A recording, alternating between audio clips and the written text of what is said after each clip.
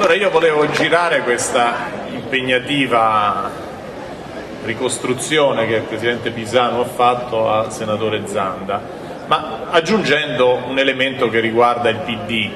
Ecco, è pronto il Partito Democratico ad assumersi una responsabilità di questo tipo? A volte si ha l'impressione, nel nostro dibattito pubblico forse troppo deformato da vicende secondarie che si mescolano, si sovrappongono alle questioni strutturali della nostra crisi sociale ed economica, si ha l'impressione che il Berlusconi sia lì perché l'alternativa non sia matura.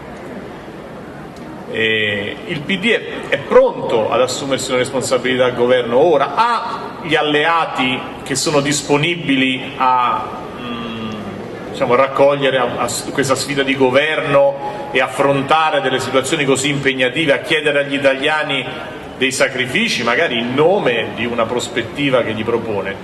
Questa è una prima domanda. La seconda però è esattamente quella che pone il Presidente Pisanu. Non è forse meglio che prima di rilanciare le alternative possibili in Italia forse è necessaria una fase di solidarietà nazionale a cui partecipano tutte le forze migliori, ha detto il Presidente Pisanu, del Paese? E questa fase di solidarietà nazionale, secondo lei, dovrebbe avvenire prima delle elezioni o dopo le elezioni politiche? Beh, due domandine da niente.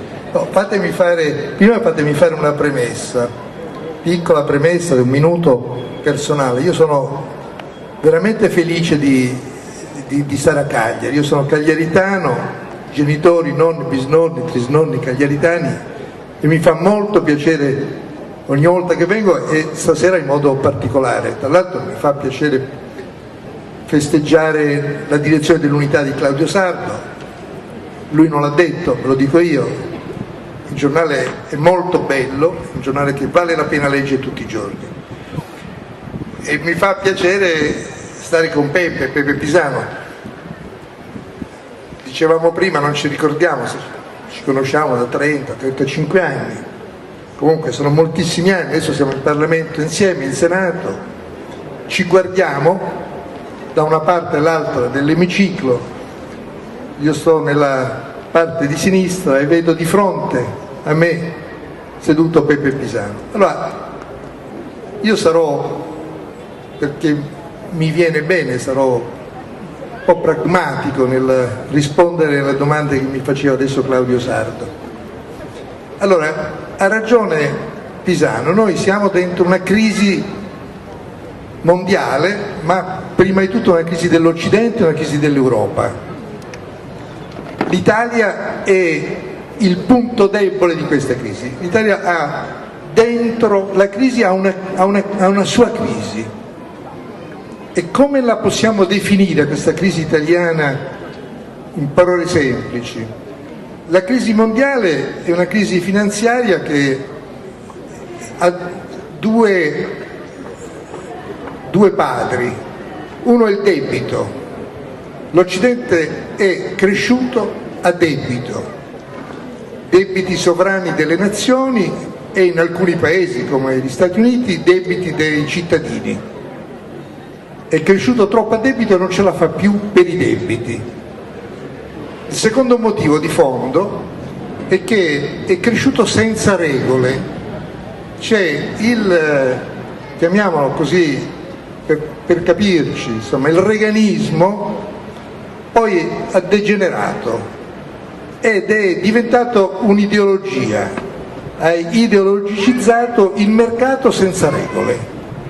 È un mercato, sappiamo che se è fatto di regole ci fa crescere e ci fa arricchire, senza regole ci distrugge. L'Italia ha sofferto dei due grandi problemi mondiali, quello del debito. Abbiamo il secondo debito del mondo, debito pubblico, debito sovrano, praticamente il 120% del PIL, e crisi di regole. Soprattutto negli ultimi 10 anni il sistema delle regole si è sgretolato. Diciamo, per dirla semplicemente, si è spappolato lo Stato, cioè ci manca il principale strumento per intervenire. A questi due problemi, che sono due problemi mondiali ed italiani, noi ne abbiamo uno in più. Noi siamo la nostra è anche una crisi di fiducia e di credibilità. Noi non abbiamo più la fiducia, non siamo più credibili nel mondo, non siamo più credibili nel quadro internazionale, non abbiamo più credibilità con i grandi banchieri, con i capi di Stato, con le opinioni pubbliche, e questa crisi di credibilità invece è una nostra specialità ed ha un nome ed un cognome. È una crisi che ci viene dalla politica che ha governato l'Italia negli ultimi 10 anni. È negli ultimi 10 anni che noi abbiamo perso il nostro posto nel mondo. È negli ultimi 10 anni che siamo diventati quel che siamo diventati.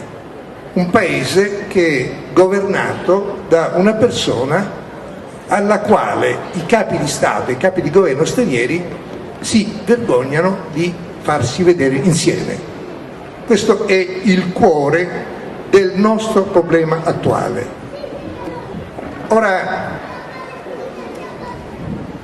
io vedo le prospettive e condivido l'idea di Peppe Pisano.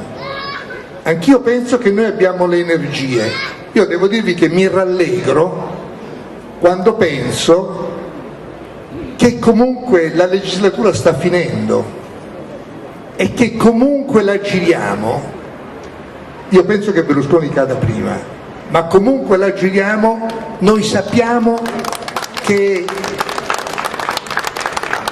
nel 2013 Berlusconi sarà finito, non ci sarà più, sarà saltato il tappo che ci sta bloccando, che sta tenendo l'Italia bloccata.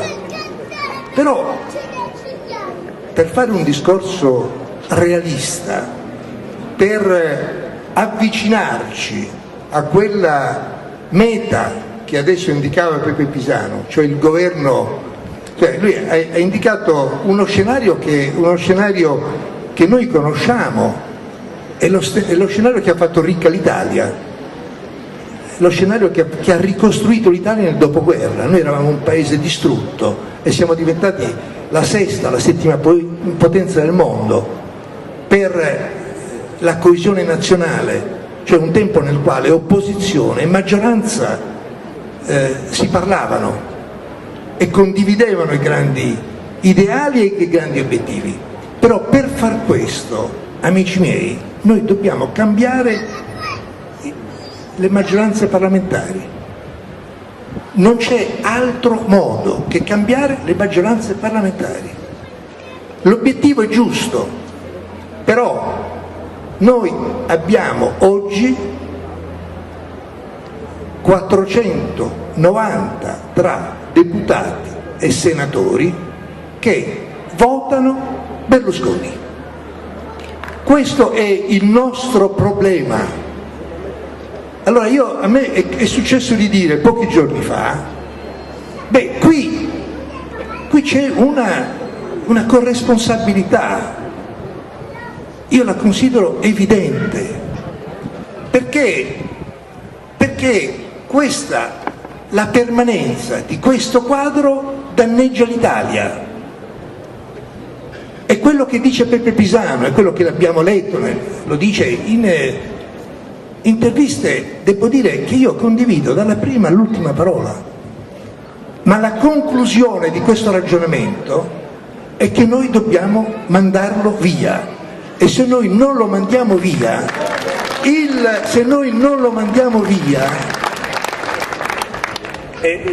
noi costruiamo un futuro che non possiamo dominare. Poi per il resto, guarda, io voglio dire questo, io sono naturale, per carattere, per storia personale, per opinioni politiche, favorevole a un paese. Mi piace un paese nel quale maggioranza e opposizione sulle grandi questioni si debbono trovare. Noi l'abbiamo fatto quando abbiamo fatto la Costituzione, quando abbiamo ricostruito l'Italia, col terrorismo, ci siamo ritrovati, maggioranza e opposizione. Noi questo è il paese che a me piace. Le formule, io devo dire, in questo sistema, con la fortuna che ci è capitata di avere Giorgio Napolitano Presidente della Repubblica, io devo dirvi che lascio tutta la responsabilità della scelta, della formula, della strada, ho le mie preferenze, coincidono in gran parte con quelle di Peppe Pisanu, ma lascio la strada, la scelta, la faccio scegliere a chi la nostra Costituzione dà questo potere e chi ha dimostrato di saperlo usare con grandissima saggezza e grandissimo equilibrio.